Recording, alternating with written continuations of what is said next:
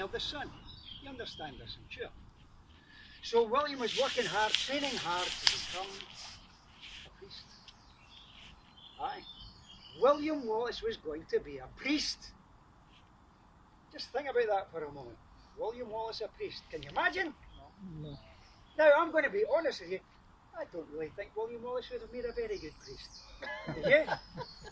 I mean, looking back on it now, I would have said it was a very poor career choice for William Wallace to be a priest. Aye. Well, he was often found fighting with English soldiers, you see, that was persecuting his fellow countrymen. And slowly, he started gathering like-minded people around him.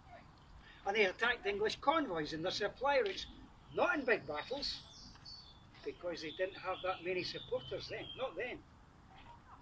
But they made a right nuisance of themselves. So much so the English king declares William Wallace an outlaw. And he's to be arrested. Now, they knew William was hiding at his father-in-law's house. Okay, a house in Lanark. So they send the sheriff of Lanark, a man called Heselrigg.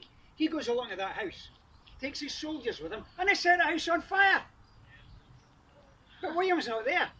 He's already gone. Yeah. He's not there, but his wife's there. Oh, aye, Marion's there. Now she runs from the fire. But Heselrigg ordered his men to have her grabbed, thrown back into the fire. She dies. She's burnt to death in that burning house. Now, when William Wallace hears this news, can you imagine what he's like? Well, he's in a rage. He takes 30 men, just 30. They march up in broad daylight up to the English garrison at Lanark. They board up the English soldiers in their own barracks and set them alight. He then hunts down Heselrigg, the sheriff of Lanark, drags him in front of the people of Lanark assembled in the town, and kills him. He kills the sheriff of Lanark because of what he has done to his wife. Well, now to the English, what is William Wallace but a muddling treacherous Scot, isn't he? Of course he is.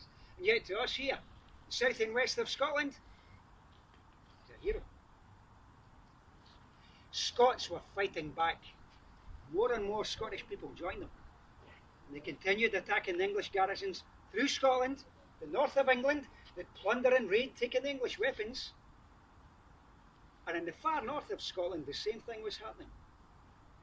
But there, they followed a different man. They followed a man, Andrew de Moray. Now, de Moray was an important man. He was a noble. One of the last loyal nobles in Scotland. Remember how I said 2,000 of our nobles and clergy, they'd pledge allegiance to the English king. Do you know why they did that? Because they were promised land, titles and money in England. Promised by the English king. Bribed. That didn't work in de Moray. He'd gathered a huge fighting force around him, and Wallace and de Moray, they met for the very first time at the siege of Dundee. Scrymgeour, another man, and he had his men, the men of the East, they'd surrounded Dundee, held it under siege to free it from English control. Wallace and de Moray, independently, they went there, taking their forces with them, joined together, and it looked like Scotland at last had the makings of a decent army, which is quite fortunate. Because while they were there, a messenger brought news that the English king was sending an army north to put an end to the Scottish uprising, as they called it. So they met and decided Wallace and de Moray would join their forces together and march here to this very hill that you stand on, the Abbey Craig, to face the English in a great battle, the Battle of Stirling Bridge. And Scotland won! Hooray for Scotland! Hooray! Now, I'll tell you, we weren't expected to win because we were outnumbered. The English army were well trained, by the way. Well trained. English! Really? So you won the Battle of Stirling Bridge, did you, Scotsman? Aye, what's it to you? As an Englishman, might have something to say about that. What, you're going to fight me with a stick? I'm going to rip your head off. You're a What big a lad, stick. isn't you? He's a big lad, isn't he? Now, do that away. You'll hurt yourself. You worry about me, lad. Do you really want to do this? Right then, if that's the way you want it. Come on then.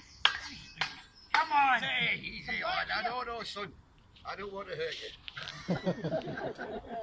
But enough flustered, I'm tired, I'm hungry, I just want to get home is all. Ah, well, that's just maybe, but we Scots have no reason to trust you English any longer. Come on now, explain yourself. What are you doing up here in the Abbey Craig? Was that what I'm? Aye.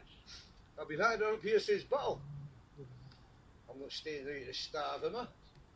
I heard people talking and decided to show myself and throw myself on your mercy if you wish. Well, you're telling me you fought in the battle, and yet you live. I thought we'd killed you all. I thought you English were all dead. I don't understand how to say it. I did. Was that me like? Someone like we're all dead? Aye. Oh, that I did now, you know. I can see that. But I know of no others that crossed that bridge and still lived. And I was struck down in the battle. I stayed down so Scots would think I was dead.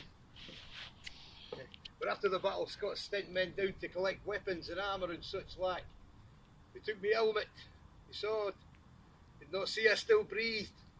Did find this little chap. I knew I couldn't trust you. Oh. I'm not going to fight you with that, son. I didn't ask to come up here, you know. I was forced. Forced, conscripted into the army of the Earl of Surrey. We will march north into Scotland and bring down the outlaw Wallace and his rebellious peasants. Aye. But it looks like we've failed, don't it? Oh, you failed all right. The King's not going to be displeased about that. No. A great victory for the Scots. Shit it. Hooray! You lot as well, shoot it. A great day in our struggle to free our land from Edward's rule. For too long, Scotland's been ruled by England's laws, with Edward's soldiers and magistrates policing us. In our own country. But the people of Scotland have rallied to Wallace and the Murray, so now we've got an army too, and it's different to yours. We're not conscripted to fight by our overlords in battles we care nothing about. We're a simple band of people bonded together and fight for one cause. Freedom! Aye. And we believe we can win it. Oh, and we will. Oh, dear, oh man, listen to yourself, freedom, isn't it? You know the trouble with the Scots? Oh, I think you're going to tell us. The trouble with the Scots is you should learn to be a little more like the Irish and the Welsh, eh? And know their place. You should control that tongue of yours, Englishman. Or you won't need to pretend to be dead any longer. Oh, for sure.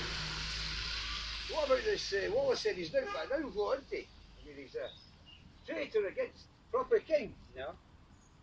He seems to command great support amongst all peasants up here, don't he?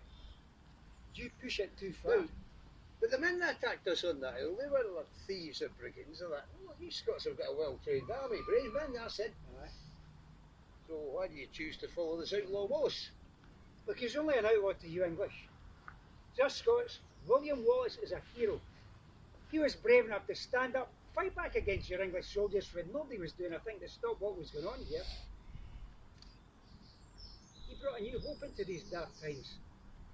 The hope that we could live in our own country as free people once more. Look, if all you've heard about William Wallace is some kind of an outlaw, then well, you've been misled. Misled. Aye, misled. I've been misled about lots of things. We were told to come to Scotland and bring down this Wallace. Well, I'd never been to Scotland before, you know. You might be visitors as well, I don't know. But I was told by my friends to be careful, as I might have to fight under the blazing Scottish sun. That went right, lass. I saw you coming. That went right. Then they said, look lads, I wouldn't have to fight. No, they said,